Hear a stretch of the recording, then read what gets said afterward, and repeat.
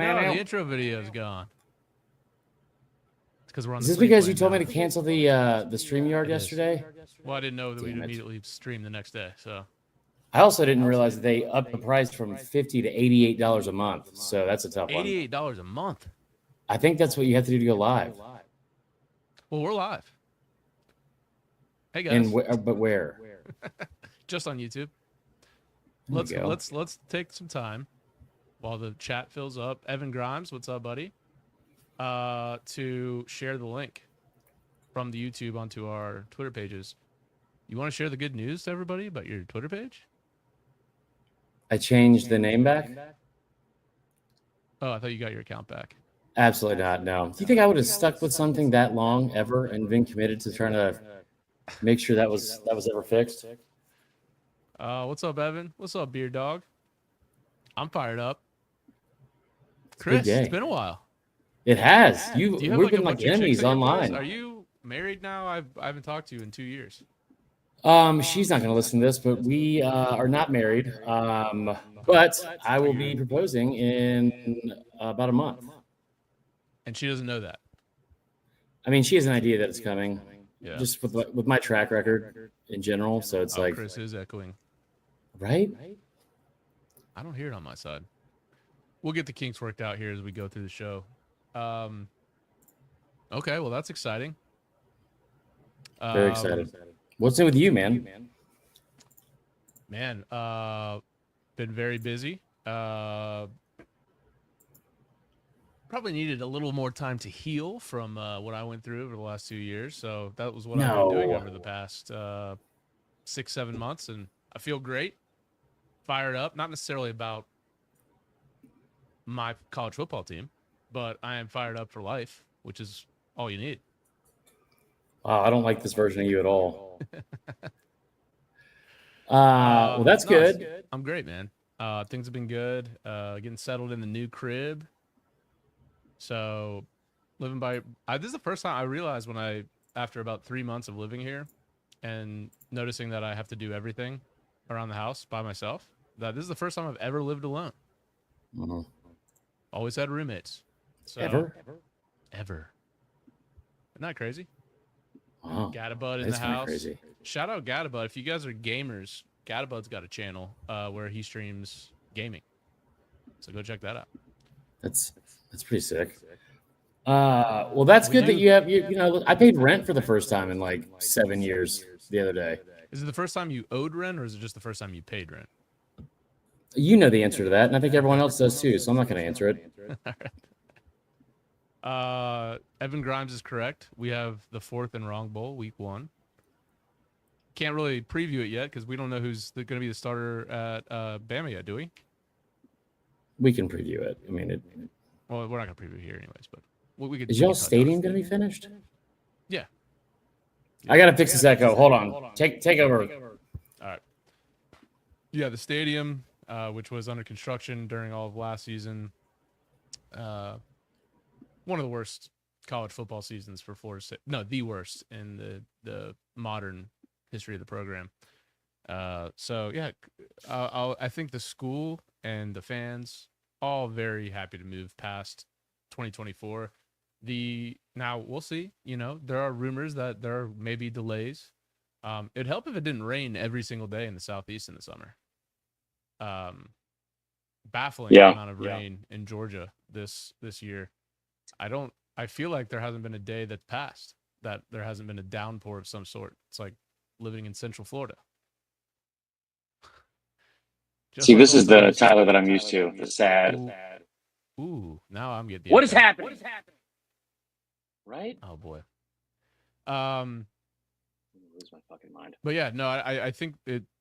From what the AD says, the new stadium should be done. So we put in a bunch of kind of more of an NFL type stadium where you've got like the club level on the field, and you're basically sitting right behind the home bench, which I'm sure that will cause no issues if the team's not performing well and you've got a bunch of hammered idiots standing right behind them. But that's just kind of part of the professionalism of college football that's starting to happen over the course of the last 5 years, and that's where it's all headed. So I'm excited to see it. I don't necessarily know if I'm going to that first game.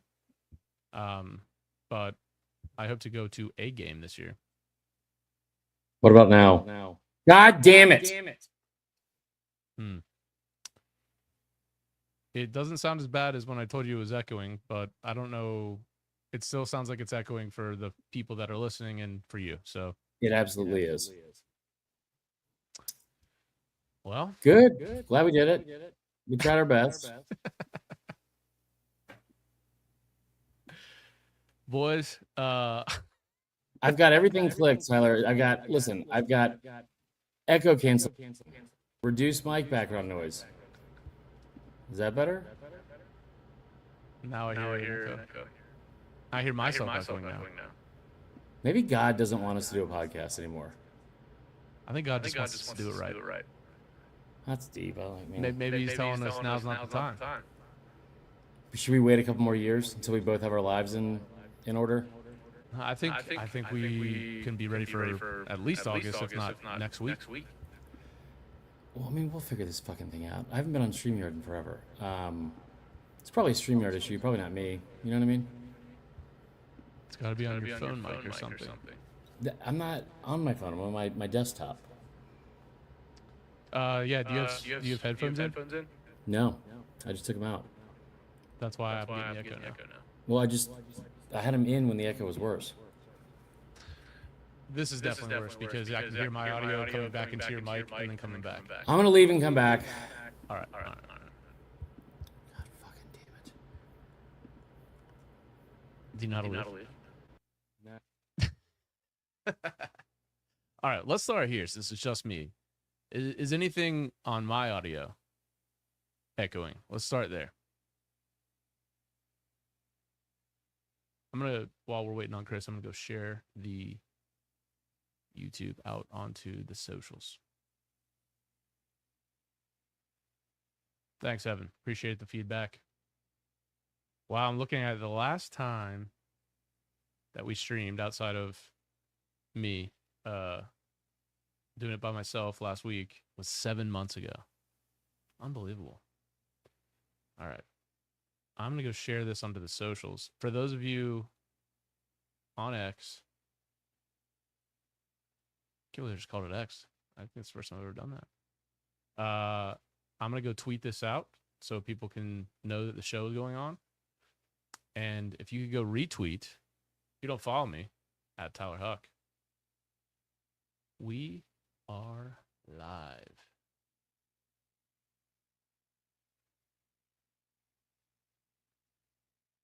All right, let's let Chris back in here. Hi, guys. No whammies, no whammies, no whammies, no whammies. I don't know why. I don't follow Evan. My mistake, Evan. I will follow you now. Okay, still getting the echo?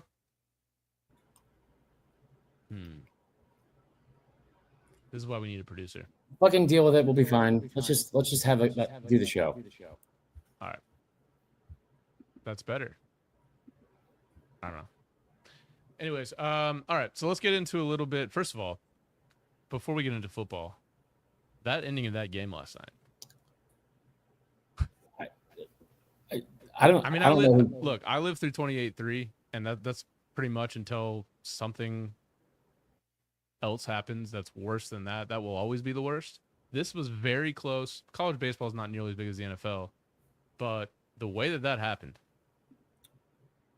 was, especially given Arkansas's consistency and like being very good at baseball, but also never having a championship. Right. To go out like that, especially when it happened a couple years ago against Oregon State, where they completely lost the pop-up that would have ended the game. With 2 outs in the ninth when they were up 1-0 in the series. I mean, you played baseball, obviously. Did you think the shortstop not going to second? Because, I mean, there was the play a couple innings before. Well, it was almost the exact same play. Was it the same batter too, where they couldn't double him up? They tried to double him up, and they couldn't get the guy at first. I don't remember that. I thought I saw it with LSU because Bear Jones missed a throw that made Arkansas go up 3-2. there was a kind of a roll them up type play earlier in the game, and the batter just beat the ball to first, so they didn't get two. I just don't understand why the shortstop. Maybe that's what was going through his head when he went to third there. I mean, No. one out, bottom of the ninth. Taylor made double play. The runner on third means nothing. Even if Right, if you're you're up not two. going to, right, like if you're not going to be able to get Milam, who's a middle infielder, probably at least decent runner, even if you're not going to be able to turn the double play, you keep the tying run at first instead of at second. It made no fucking sense. And that kid is a Golden Player of the Spikes year. finalist. He won. He did? Okay, they announced it. Yeah. I think. Yeah, I made that up. Either way, he's one of the top players in the country. Yeah. And that happens, and then obviously after I saw the clips of the kid after the game, I don't want to just trash him on social, because I mean, God, that's gonna eat him up for the rest of his life. Yeah. But damn, dude, that's not a play you see happen in like past high school sports, I would say. When he made his initial jump, when the ball was like off the bat, he clearly had a horrible read on it. But instead of continuing to come in, which makes no sense, because like the only thing you can do at that point is make sure the ball doesn't get behind you. That's it. Right. Like keep everything in front. I don't know what he was thinking about there. I felt bad for like everyone making fun of him for crying, because like every time I've ever seen like a majority of athletes, I feel like when like that is the worst day of the year every year that it happens. People don't realize, like, I mean, that's especially in baseball, you're talking about 60, 70 games sometimes, and it's over like that. And the way it ended, dude, I cried every single time we lost and the season was over. Yeah. Every fucking time. Because, well, especially nowadays, I mean, when you talk about the end of the season, whether you've got a bunch of underclassmen or not, you're never, like, half the team's going to be gone. Mhm. So this team, this formation of this team is never going to happen again. So, yeah, that just all ends in an instant. And when it ends like that. Dude, I joke around about this sometimes, because like I obviously wasn't like a star college baseball player, but Georgia College, even though it was Division II, we were the #1 team in the country for 2/3 of the season. And like Coastal, we didn't win 27 straight games. We never lost back-to-back games the entire season. We finished 53-12. Had 8 guys play professional baseball off that team. Like we were fucking stacked and legit. We're the best team in the country.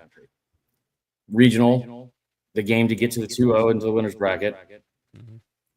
Like sidearm pitcher comes off like fielding a bunt, throws it down the right field line. Everyone's safe. They score. They beat us 2-1. We have to come back out of like the losers bracket. We do. And I remember we were facing this kid Dylan Owen, who played AAA with the Mets. Like dirtiest slider I've ever seen in my life. Through a complete we know Dylan's game, a fan of the pod, so huge fan. fuck you, Through a Dylan. complete game Thursday, 129 pitches, struck out 13 batters. They brought him in for the final game to get to the World Series, and he threw 7 1/3 on Sunday, 2 days later, and struck out 13, including me. And that is like I remember when I was at Parkview, and you probably remember this when you were at Milton, like because you guys won state our senior year. Mhm. We were the #5 team in the country at Parkview, and we lost in the first round. It's like that is it And sucks. baseball is that type of sport where like you could throw in, I mean, even like the Rockies, you could just throw them in as a wild card team, and they Every could time I make a bet run. on them. Baseball's just like that. It's a brutal sport, and that's why they play so many games in the MLBs, because I mean anything could happen on any given game. But man, to happen in that stage, I mean, probably the 2 best teams left. Although Coastal Carolina's a pretty damn good team. I think it's going to be They're a good really series. good. So, by the way, go onto your Twitter and retweet me or tweet out the video. Because I don't think we'll have a lot more viewers. Hey, Allison Goldstein. I don't know if I know that name. Do we know this person? It's my best friend. Okay. We went to Bonnaroo with her in '98. You were there. Bonnaroo 98. What's up, Harry LeGee? All the ride or dies are in the chat tonight. Yeah, pile on in, guys. Tell us what you guys think about this Iran situation as well. Hit us up Yeah, in the comments. are you guys team No Kings? What are we? You know what? We can say whatever we want to, and apparently on this episode, I'm going to say it twice because the echo. I just want to find the group that has the No Kings part, but also wants someone to have to go through a primary to run for president. I want to find that crowd that believes in both those things. That's all I want. I don't know if it exists. It does To not. be honest. All right, so let's talk football. We have a list of things that we want to talk about. Okay. Allison Goldstein actually is Jamie Goldstein. So I think your buddy Jamie is going through a form of What'd you do? Chris the bomb siren. Hello, Grant. I don't know how to fix this. I've moved my mic closer to me. I don't. It's whatever. I don't mean. All right. Well, we've got a list of stuff to talk about. We'll talk about it, and maybe we don't put it out on the podcast feed if the audio is shitty. We'll just do it for the ride or die fans that are here. Love it. All right. So let me get to this here. All right. SEC versus the world. Chris, lot of hoopla. I'm now putting on the hat as the villain against the SEC. Tell the audience about that real quick. Tell what? Tell our audience about that real quick. About me being the villain? Mm-hmm.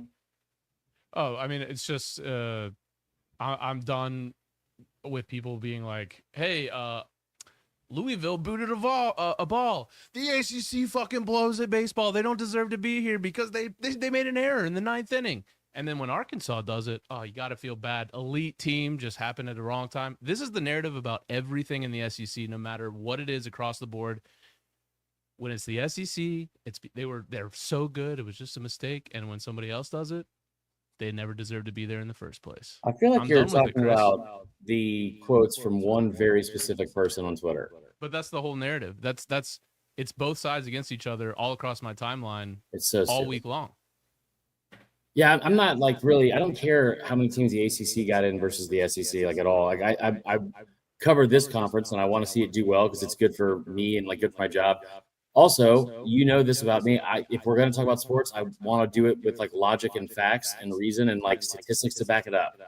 And over the last year and a half, there's been like this crazy new narrative that has been built that the SEC's fallen off. Everything's gotten even because of NIL and whatever. And the reason behind that is because like the fall off is just that they only made the college football playoff semifinal 2 years in a row, lost in the final minutes to the eventual national champion. That's the fall off. The weirdest thing about this for me is it's not fans that are doing it. It's like media that are driving the anti-SEC stuff, which feels super weird.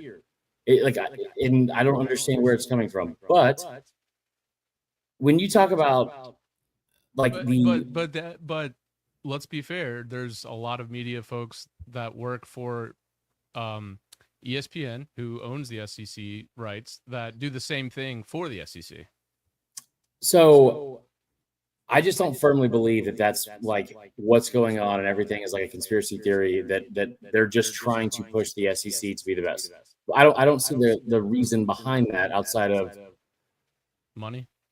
Right, but like, why choose the SEC? It wasn't like the SEC was dominant when they first like got these deals done and like created. Well, no, I know, but once you have the deal, you got to push the home team that makes you the most money.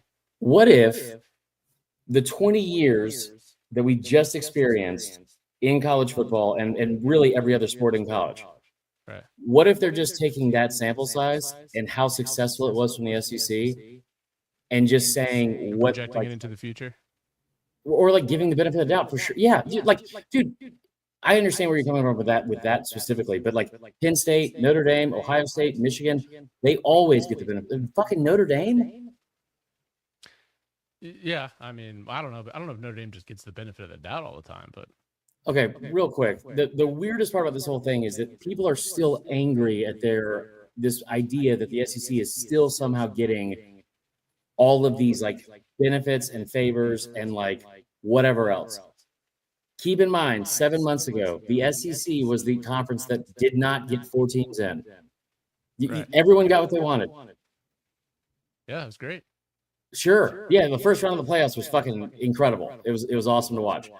But also, like, it's weird to continue that like anger, resentment narrative, not from you, but in general, when we just watched a playoff where SMU got in because they lost to the conference champion.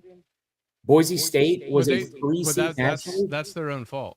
That's college football's own fault. Agreed. Because you've basically rendered the college football.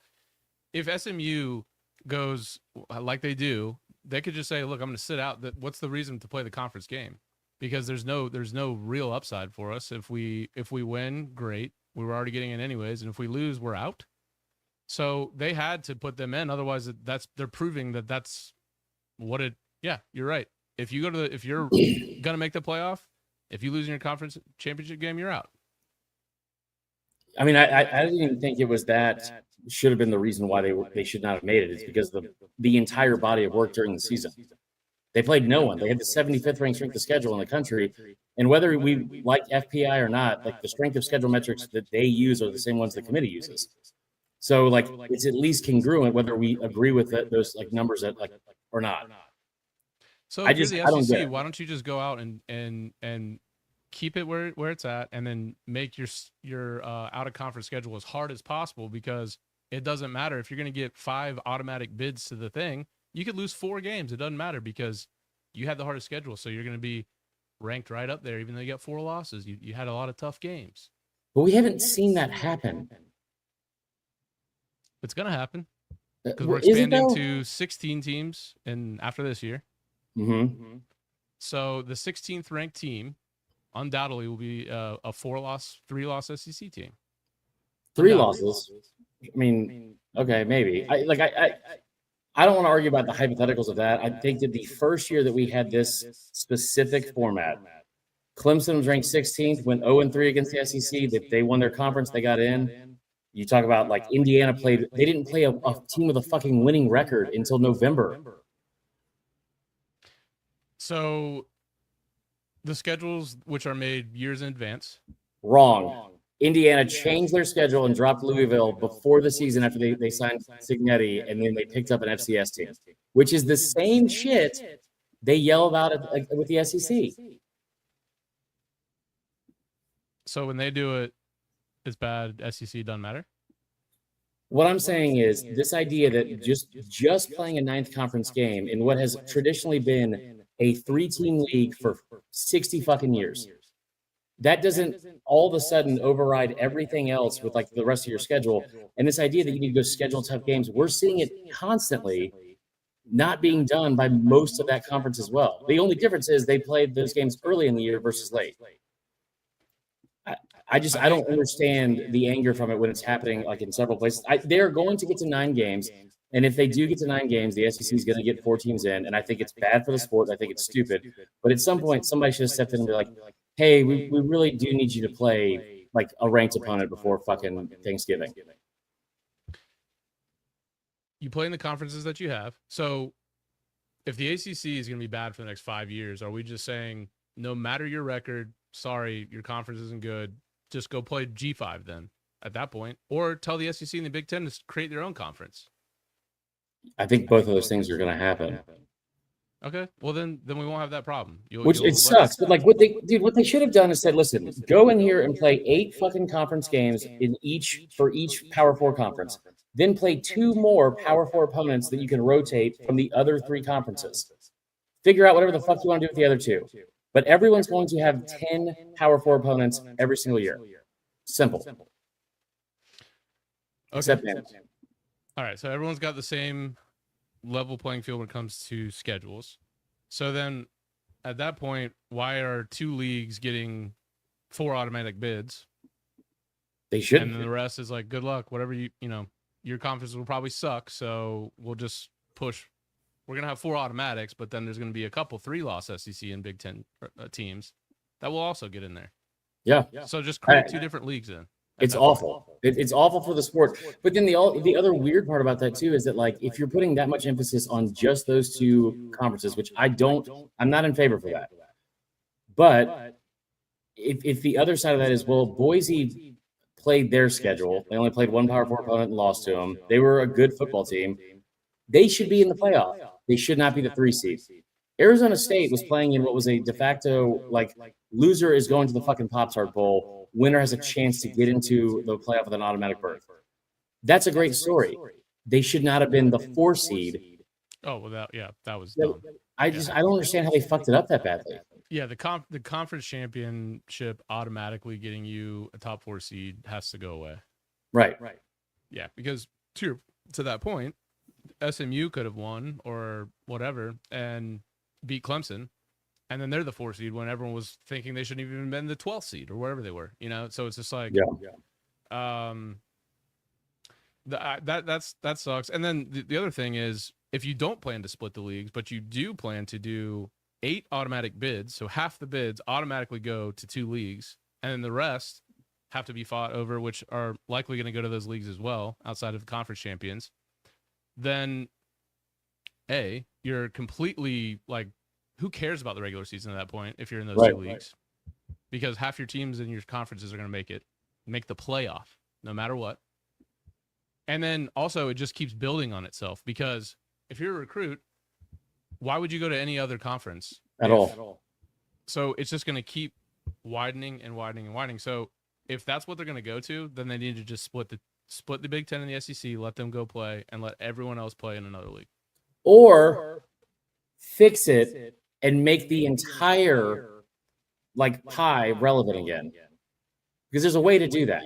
And I don't understand why we're letting the Big Ten and the SEC get away with this shit, man. It really is it's so bad for the sport. It's very frustrating. And I tell you what, the reason why I love college football, or one of the reasons is because the season itself has always been so precious. One loss could ruin the entire season, right? 2013 Bama. So now you're in a situation where you can afford to lose a game every now and then. Sometimes you can lose 2 and still get in, whatever. But the worst thing about I think the NFL to me was the year that the Giants beat the Patriots, and people loved that Cinderella and underdog story, and they were 9-7 and they were the wild card team. They, ran the table and blah blah blah. I didn't think that was good at all. I didn't like that for the sport at all. I thought it fucking sucked. The Patriots were 18-0. They were 18-0, and they fucking lose to a team that was 9-7 because they got on a roll at the end of the season. I don't like that. All the games should matter, but you should also have something that's congruent with every single conference. Yeah, no, I agree. And look, I mean, too, with the NFL, that's a salary cap league. So it's built. Every team is built to go at 8-8. And then at that point, it's did you make the right free agent pick? Did you, the 1 or 2 players? Did you the right coach? But when you've got some teams that are operating on a $44 million roster and some that are operating on an $8 million roster, that's never going to happen in college football. You're not going to have an underdog story make a run. Do you think that the reason why they're doing this is because they building the model? The NFL is obviously the most successful sports franchise or whatever, league, in the history of whatever. Yeah. I mean, I think Premier League maybe is the only other one that could come close. Right. But do you think that the main reason they're trying to do this is strictly just because it's because the format works, or because it makes the most money? I mean, I think everything's driven by money, not just in sports, but just in life. Yeah. Only probably that. But I do think that they are trying to push college football into a more NFL-like model. And we are in the stages where it's just too much. I mean, Florida State's gonna have 40 new players on their team this year. I can't even. They'll post pictures on social media, and I don't even know who the players are, and that's rare for me. I'm one of the most diehard Florida State guys out there. I can't even keep up.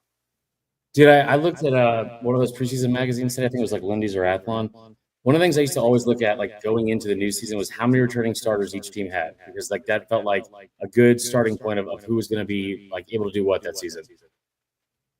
I looked through today. There was I forgot which team it was. Somebody had 4. I think Mississippi State had 4, or A&M. Right. Georgia had 5 or 6, and that's the new norm. Right. So I don't have complete lost hope. Now, there's no one person that's the other difference between the NFL. They have a commissioner who is in charge of everything, and he's making final decisions. college football doesn't have that. So it's just like you're like trying to invoke Congress to like put this stuff in. Like They were going to hire Deloitte as a third party. What do you I call think it? that's still the plan. So they like immediately retracted whatever the intent of that entire little committee is. They also said that over 70 or I think it's over 70% of the NIL deals that they would have had to rule on from the year before, like all the examples they had, over 70% would have been shot down because they weren't NIL. Right. So like I get the thought process where they're at there, but all you're doing now is just putting us back to where we were before, which is handshake cash deals. Let's keep this under the table. You think, and ruining other sports. Yeah, exactly. You think that Deloitte's sending a bunch of CPAs into Tallahassee to see that, you know, the local car wash dealer, see if he's giving cash under the table to some. I mean, that's not going to be policed. So really, it's still all about these collectives kind of collecting money from where they need to, and then maybe not publicly announcing deals now, but privately. And then everyone can stick to the little 20.5 for the athletics department. Like, you're telling me that Texas Tech and well, they weren't under the new rules yet, but like in the off season, they're out there just, I mean, throwing millions of dollars. And I mean, as it stands today, like they're going to be competitive now in college football, especially in the Big 12. They're spending more money than I think anybody. Yeah. It's Major League Baseball in like the late 90s and early 2000s. Right. And you can't, and like we were talking about before, any team can win on any given day in baseball. And even when there's a roster, like, you know, think of the A's and Billy Ball or whatever the hell they called it. Billy Bean. Billy Bean. Like you could get a good coach, get a good mind for like evaluation and make a run in baseball. But in football, it's bigger, faster, stronger. Yeah. And if you don't have the money to compete with that, then you're just kind of fledgling along. And so, you know, real quick, you know what I hated the most about the 2020 season was, besides Georgia fans saying that the national championship didn't count, besides that, at the start of the year, you had a chance to have like something completely unique because everything was in like disarray, obviously with like a global pandemic. And they're trying to figure out what to do and how they're going to like figure out a season. Like all these G5 teams still wanted to play. These kids, like they were coming together. They wanted to play and have a season, especially like the ones that were upperclassmen. They could have figured out a way to have every single team that was going to like brave those fucking, you know, what do you call it? What's the word I'm looking for here, Tyler? What, brave the what? The elements? I wouldn't say elements, but the fucking COVID, right? If you're hearing like all this like horrible shit, I think Dan Wolken said they were projected to have 7 players die that year in a real article. But what you could have done was had every single team that decided to play that season, you could have rewarded that. It also would have rewarded the fans and the sport by saying everyone is in contention for a national championship. We're not going to cut it off where at the start of the season, because every year, as soon as the first game starts, there's half the country, the G5 teams, are out of the playoff and national championship race immediately. And you had a chance to like make that inclusive, which would have been good for the sport. And they didn't do it then, and they're not going to do it now. And I tell you what, people also like the fucking Pac-12. Yeah, a lot actually. Yeah. I mean, dude, like that's one of my favorite things. Pac-12 After Dark, tuning in after, you know, a long day of watching football or potentially not being able to watch football all day because you got kids. At 10:30, you could expect an awesome game, usually every Saturday. Yep. And now you've got Oregon State and Washington State, and then I think they're going to try to like reform some other conference now with that, or I don't know. If there's anything I know about people from the Pac-12, once something's broken, it never gets put back together, Tyler. Yeah, that was a good one.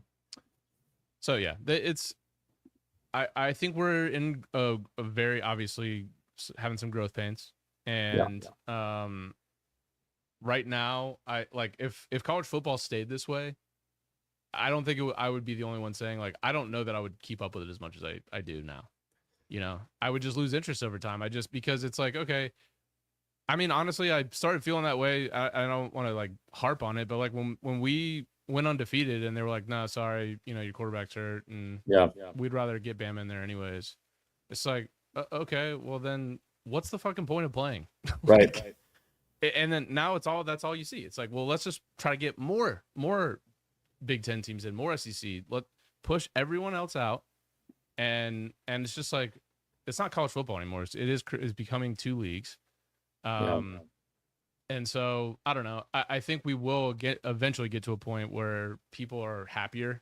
But I mean, you hear it like, I hear it all the time. I mean, I even hear Josh Pate talking about it. Like, what are we doing with all this? Like SEC, like Big Ten, get all those spots. Like, this is not what the sport is. So No.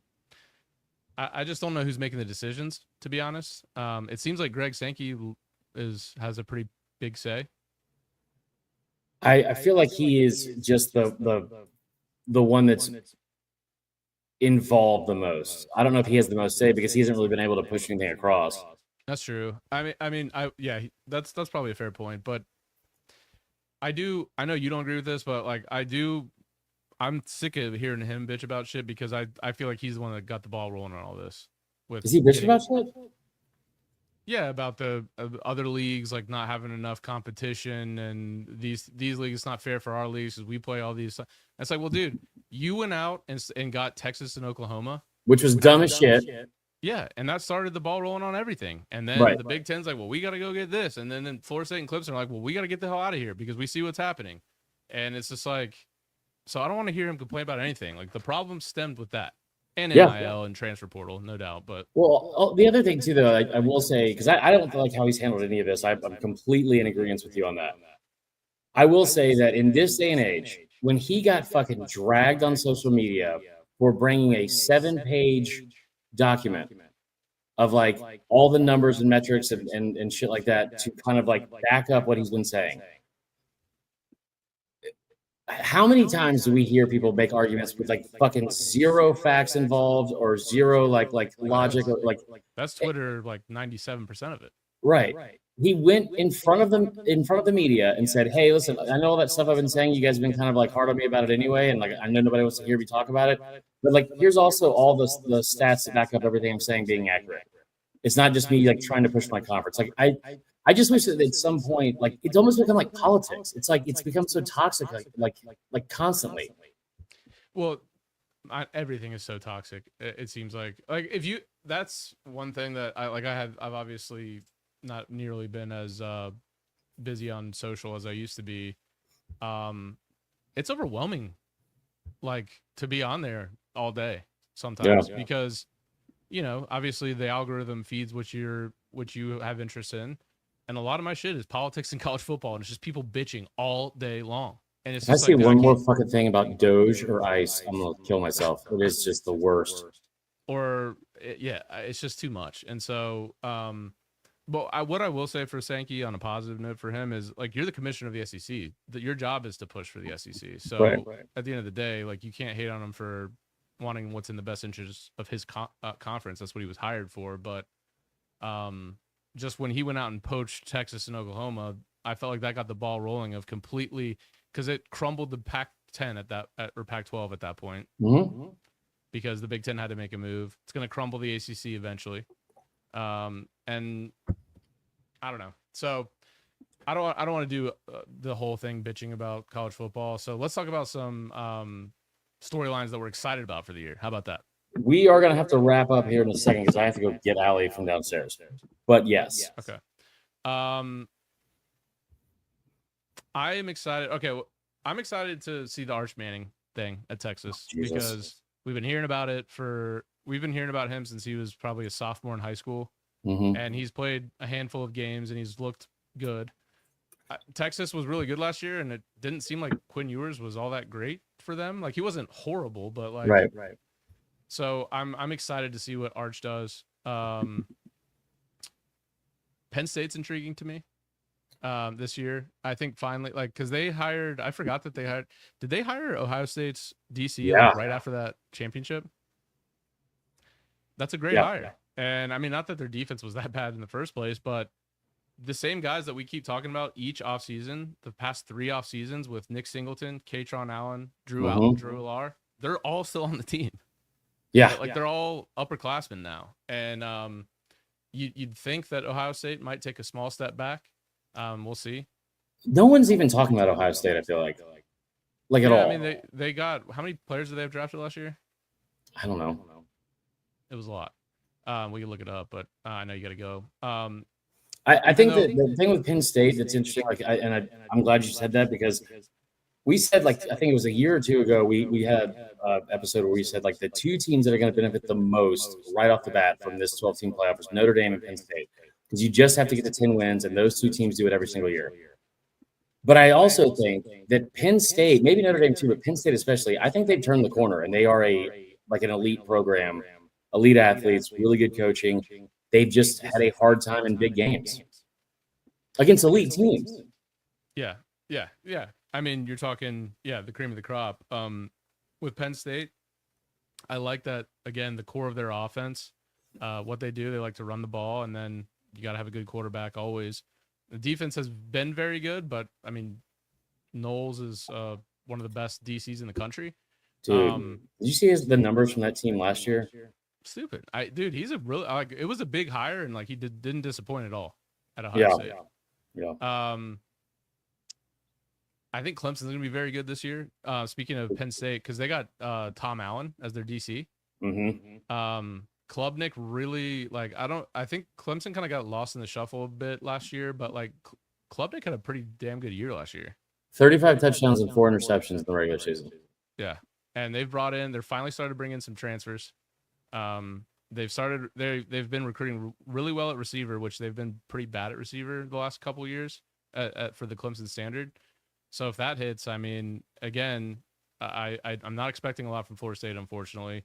Miami, we'll see with Carson Beck, but, like, they're easily the favorite, and they could have a really good season. I have Clemson as my preseason number one. I hate to say it, but, like, the receiver part is a really good point. They also are really, like, they have, like, 4 projected first-round picks on the defense, like 2 on the defensive line, 1 on the secondary. Like, they are really, really talented, just like those teams in, like, the mid-2010s were. The biggest difference, and I can't believe it took Dabo this long to fucking figure this out, was he went out and got Matt Luke to be the offensive line coach and start recruiting offensive linemen, because for whatever reason, as dominant as they were for so long, the offensive line was like an afterthought to them. They didn't sign almost any 5 stars. I think they maybe had 1 or 2. I mean, primarily, I think they had as many 3 stars as 4 stars offensive line recruits for almost a decade. They had the highest drafted player they had at that position during all 15 years that Dabo took over was like a 2nd-round draft pick. I mean, think about that for how, like, elite that program is versus that. No, and they're starting to recruit on the O-line too. Yeah. So yeah, I mean, look, I still think Dabo's a clown, but he's very good at hiring coaches, and they don't recruit at the very top level, but they still recruit well. Too many whites still. A lot of whites. All right, man, you got to roll? Yeah, man, I'm sorry. It's okay. I won't put a date on it, but we'll do this again before August. I would like to start doing it more often, for sure. Okay, we'll talk about it. We don't want to make any promises in front of the listeners, the loyal listeners. We appreciate it. We're gonna get this all figured out. $88 sounds like on stream. $88 a month. We got to get this thing monetized. Yeah. All right. Thanks for tuning in, guys. We will see you guys soon.